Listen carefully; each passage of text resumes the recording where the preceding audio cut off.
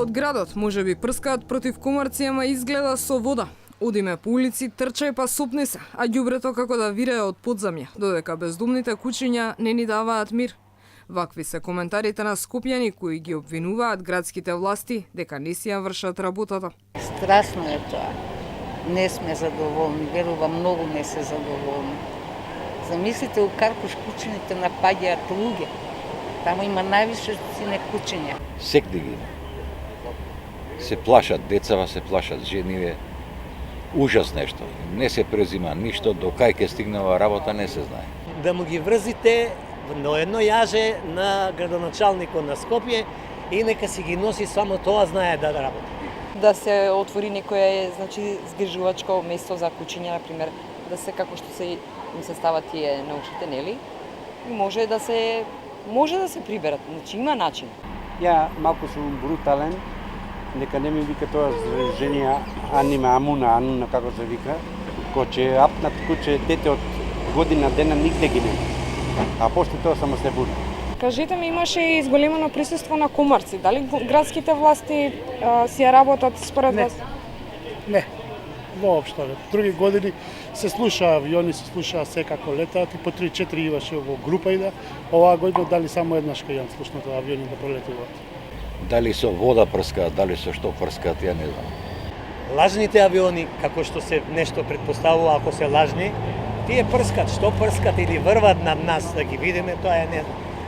Нека кажат самите, стручни се. Има ли многу ѓубрени со улиците? Дали комунална хигиена си ја врши работа? Нешто врши, нешто не. Денеска баш гледав нава како одев. Покрај кеј тоа не е очистено уопште, тоа не се знае од кога не е очистено. Дали гледаат властиве, дали има некој надлежен да прошета да види, не можеме да сватиме.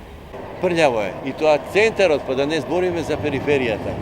Дај му на човек власт па да видиш каков е, така и пословицата.